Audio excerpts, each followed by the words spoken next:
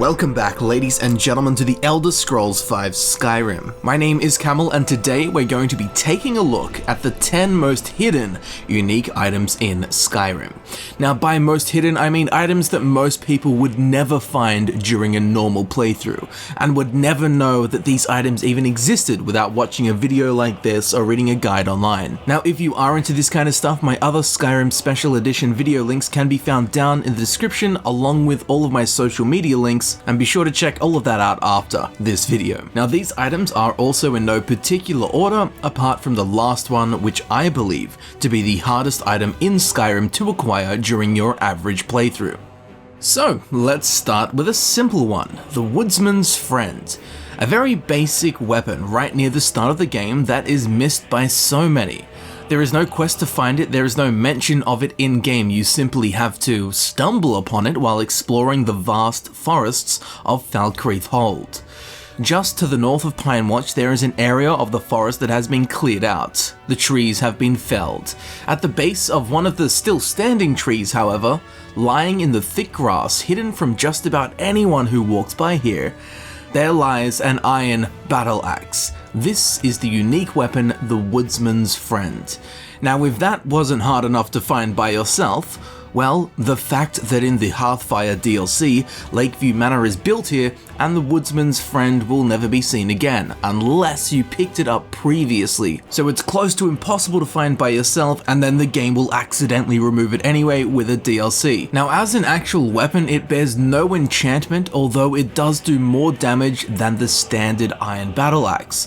However, it swings more slowly than the standard iron battle axe as well, which actually overall makes it do less damage per second. So when compared to a standard iron battle axe, the Woodsman's Friend is actually worse. So it's probably for the best if this thing is tucked away in the thick grass in the middle of a forest, never to be found by the player. Secondly, we have an item that if you acquired, you're either super lucky or put yourself through a lot of pain.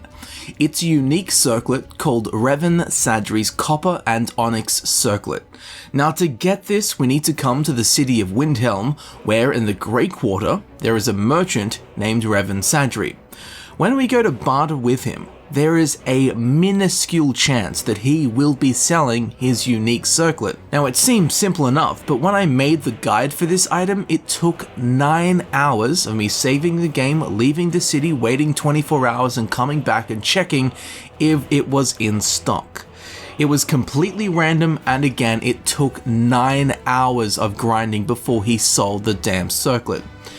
Now, please don't do this yourself. This item has no unique or interesting qualities other than its unique name and perhaps bragging rights amongst your friends. But even though it is useless, its incredibly low spawn chance and the fact that it's sold by a merchant that I don't think I've ever even visited before definitely makes it one of the most hidden and unknown unique items in Skyrim.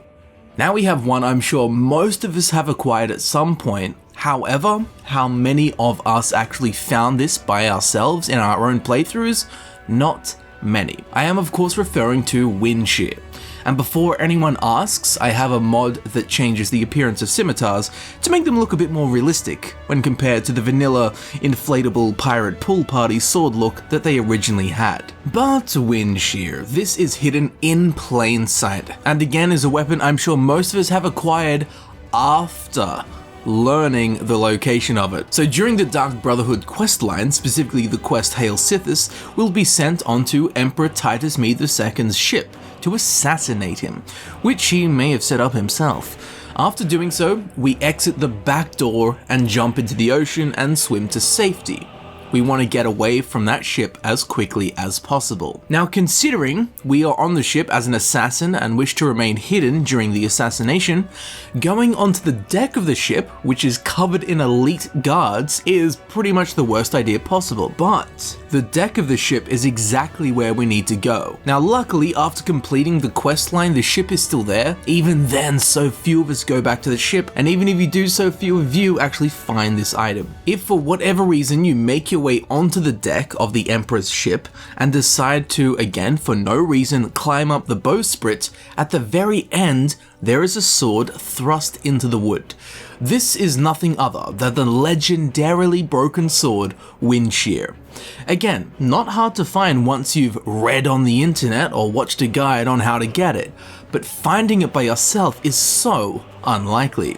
And if you did, good for you, I certainly did not. Now, as an actual weapon, it is amazingly broken, and basically lets you keep your opponent in an infinite stagger loop with a 39% chance of paralysis thanks to the broken effect of the sword. This just means your opponent is either falling backwards or falling to the ground because they're paralyzed, making any foe a laughable fight. So perhaps it was best to place an item of such power in a hidden spot for so few to discover. Why it was the end of a ship, I don't know. Maybe they rammed enemy ships with this and staggered them with a 39% of paralysis. Maybe it's literally a wind shear and cuts through the wind so the boat goes faster. Who knows? I do know that I didn't find it when I played Skyrim for the first 400 times. Ah yes, now this next item is as sneaky as it makes your character.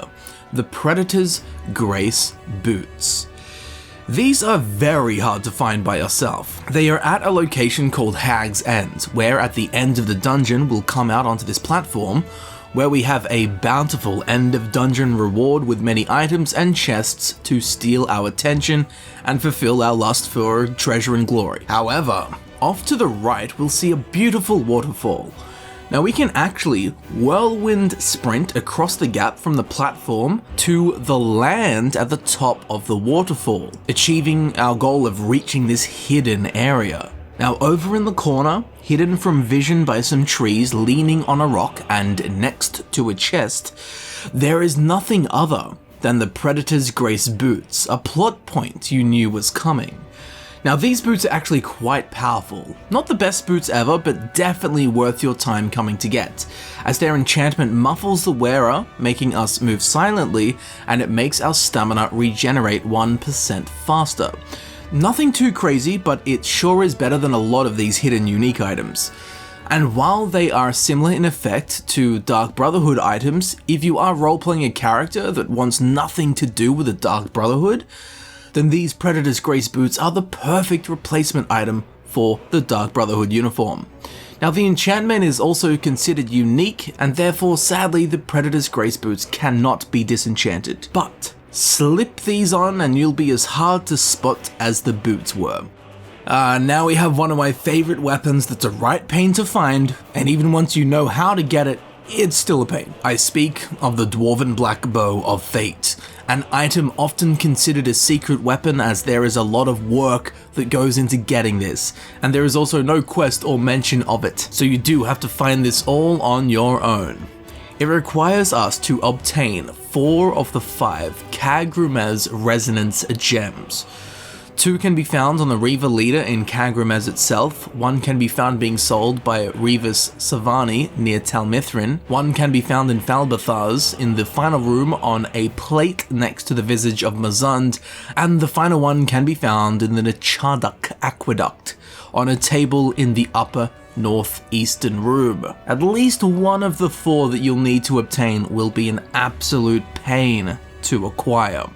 Now once we have at least 4, we need to head to Camelworks, where we will have to face 3 increasingly difficult armies of Dwemer automatons, all the while placing the resonance gems into the pedestal in the correct orders to progress further. Now once we have defeated the ridiculously powerful armies of the Dwarven gladiatorial arena, we can progress through to the final room and pick up our prize on the rack, the Dwarven Black Bow of Fate. Now with the right guide, it's moderately difficult to get, but trying to figure out how to do this all by yourself with no mention of the quest, or which order to place the Camelworks gems into the pedestal, or that this place even exists in the first place, sure does make the Dwarven Black Bow of Fate a hidden weapon to the average player.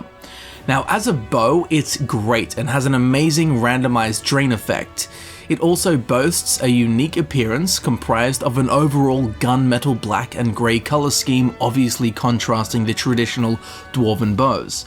On the inside of the arms, it has a gorgeous oil on water sheen with orange and purple areas of shellac-like reflections and an astral chart-like pattern that slowly pulses orange.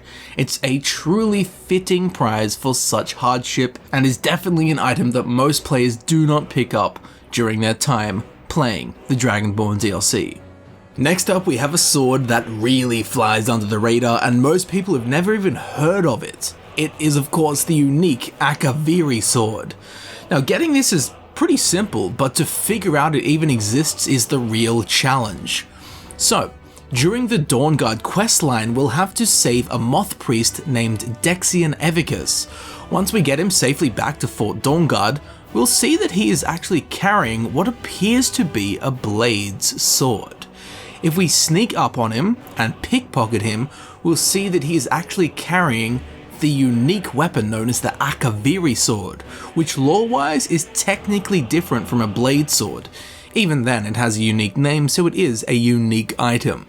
Anyway, to get this thing off him, we can either use the misdirection perk in the pickpocket skill tree, which allows us to pickpocket equipped items, or we can use reverse pickpocketing, which is a technique in which we add a weapon of higher value into his inventory. Then we come back 24 hours later, and by coding default within the game, he will have automatically equipped the more valuable item, which leaves the Akaviri Sword in his inventory unequipped, so we can now take it without requiring the misdirection perk. So naturally, because we actually have to rob one of the main characters of the Dawnguard questline, the Akaviri Sword is not an item that many people have, let alone know exist. Now as a weapon in game, it shares the skin with the blade sword and has the exact same stats across the board apart from the name of course, which makes it unique.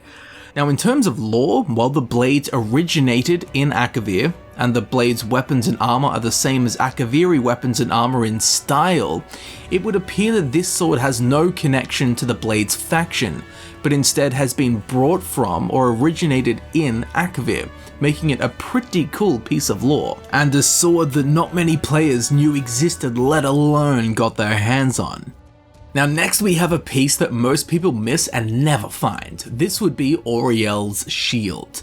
An absolute beast of a shield, having the ability to charge up and absorb the power of blocking attacks, which we can then unleash in a bash blast wave, blowing enemies away. So how could such a cool shield go unnoticed? Well, it's found within the Forgotten Vale. This area is terribly inhospitable.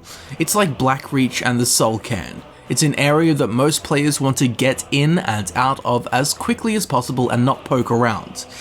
So during the Dawnguard main quests, we'll be sent to the Forgotten Vale and then eventually make our way to the Inner Sanctum.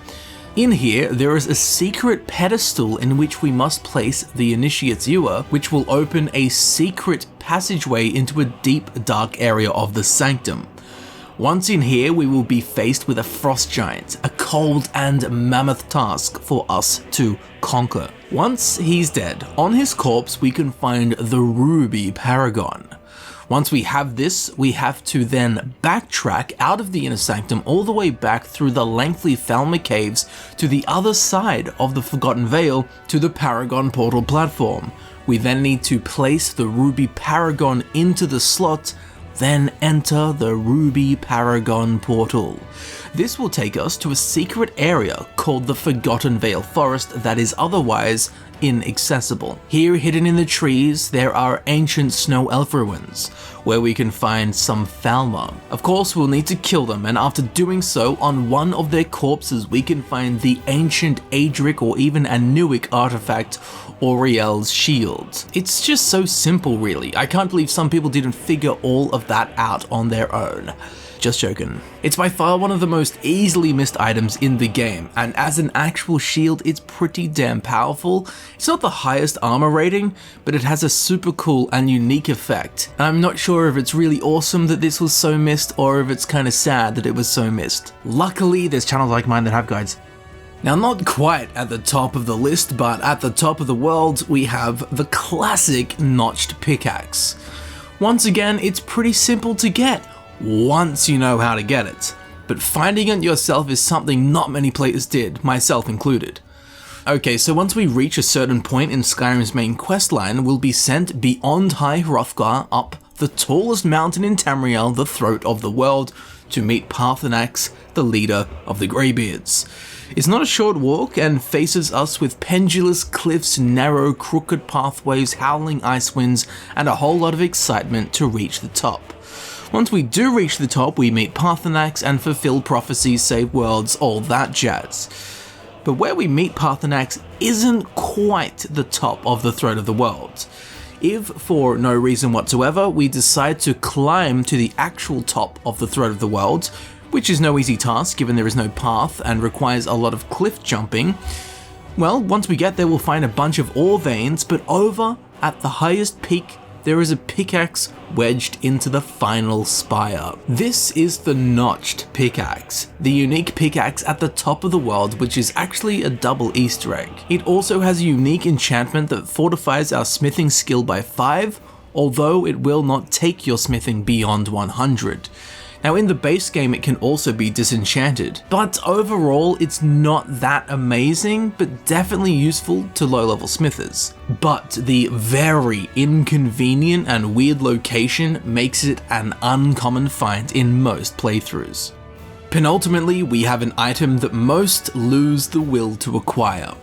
It's the legendary artifact of Morrowind, the Locket of St. Jiub. Now most players either have no idea that this exists or they lose all interest in completing the painstaking quest to acquire it, especially considering that no great reward is mentioned in the lead up to actually getting the item. So to get this we have to go to the Soul Cairn, a place we'll visit during the main questline of the Dawnguard DLC for Skyrim.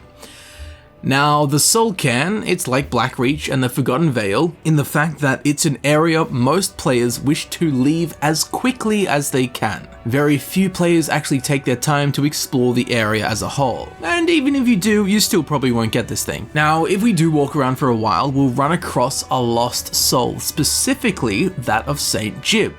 Jiub being the guy in the Elder Scrolls 3 Morrowind that you create your character name with at the start of the game.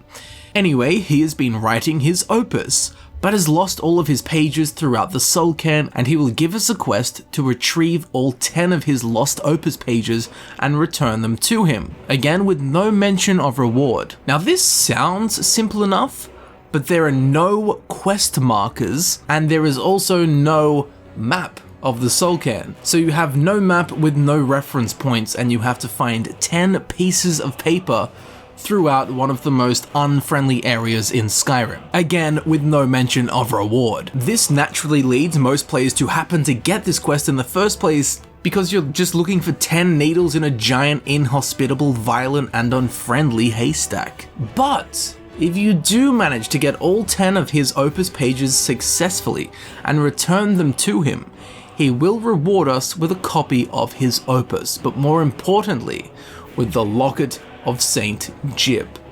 Now, as a necklace, this thing is actually badass and worth the effort. It fortifies stamina by 50 points, it increases our carry weight by 50 points, and it also has a light armor rating, which makes it one of only 2 necklaces in the game to have an armor rating, the other being the Amulet of Articulation. But back to the Locket of St. Jiub, it's definitely a worthy reward for our efforts, but the location of the quest and the fact you need to collect 10 pages with no quest markers and no map and no reference points makes it an incredibly rare item for people to acquire during their playthrough. And sadly, it goes unnoticed most of the time, much like the saint who gave it to us, St. Jiub the Eradicator. But now this brings us to the final item, the hardest unique item in the game to acquire during your average playthrough. If you've completed the main quest line, it is an item that we have literally all had in our inventory at one point, but we've had to give up to finish the main quests. This is the Dragon Priest Staff. It's a unique staff that shares its name with some other unique items, but this one is much harder to get and boasts a unique model and unique texture and a uniquely annoying way of acquiring it. So during the main quests, to get to Sovngarde to defeat Alduin, we have to visit Skaldefn, where the portal to Sovngarde is. Now, for the portal to remain open, the Dragon Priest staff we are after must be placed within the pedestal. But of course, once the staff is removed, we can't get into Sovngarde because the portal closes. Now, when we approach the portal, the Dragon Priest Nakrin will take the staff from the pedestal, which will close the portal, and he'll use the staff against us during the fight with him. Once he is defeated, we can loot his corpse and take this Dragon Priest staff off him into our inventory. Simple, right? We got it. No, because to reopen the portal to Sovngarde to finish the main quests, we need to put the staff back into the pedestal. And once you do that, you cannot interact with it again. All we can do is head to Sovngarde and never return to Skaldefn. So how do we get the Dragon Priest staff then? Well, difficultly and specifically. The short of it is that when Nakrin pulls the staff from the pedestal, the portal remains open for a few seconds. Now, as soon as Nakrin knows we exist, he will go and pull the staff from the pedestal. So we need to get Nakrin to super low health, close the gap to Nakrin. The millisecond he pulls the staff from the pedestal, we need to kill him, loot him, and then jump into the portal in that 1 second gap before it closes. So firstly, we need to get Nakrin down to super low health before he pulls the staff from the pedestal. I did this with a super powerful bow while sneaking. Now, not only do we need to get him to super low health, but we need to close the gap and make sure that we are right next to him before he pulls the staff from the portal. You can use the sneak roll, you can sprint, or you can use whirlwind sprint. Now, once both of these things are achieved, and Nakrin is on super low health and we're standing right next to him and the portal, we need to kill him the instant, the second, the millisecond that he pulls the staff away, which will begin closing the portal, of course. So as soon as he does this, we need to kill him, spam his corpse, grab the unique Dragon Priest staff, don't forget his mask because you can never come back here again, and then we have milliseconds to jump into the portal, which will remain open for a split second after he pulls the staff out. Now that I've explained how to do it, sure, it sounds doable and it is doable, but even then it took me about 15 attempts before I managed to get this to work.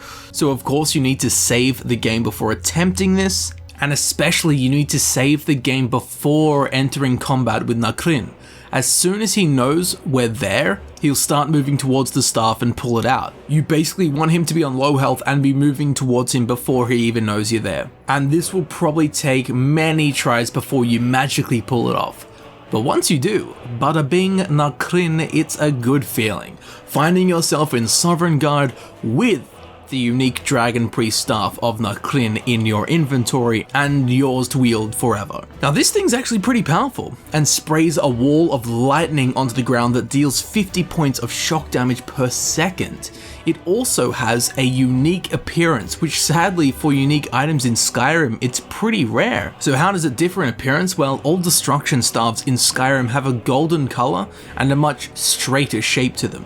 However, this staff has a more curled and curved look to it, accompanied by a dark grey and cobalt colour scheme, making it a truly fitting reward for those who manage to acquire it through some ridiculous magical means. It's fitting in not only power but also unique aesthetics, and the ridiculous means required to get it are absolutely shocking, which has led it to being at the top of my list of Skyrim's top 10 most hidden items / hardest to find items, whatever you want to call it. These items are almost as hard to find as happiness, aka the Elder Scrolls 6 release date.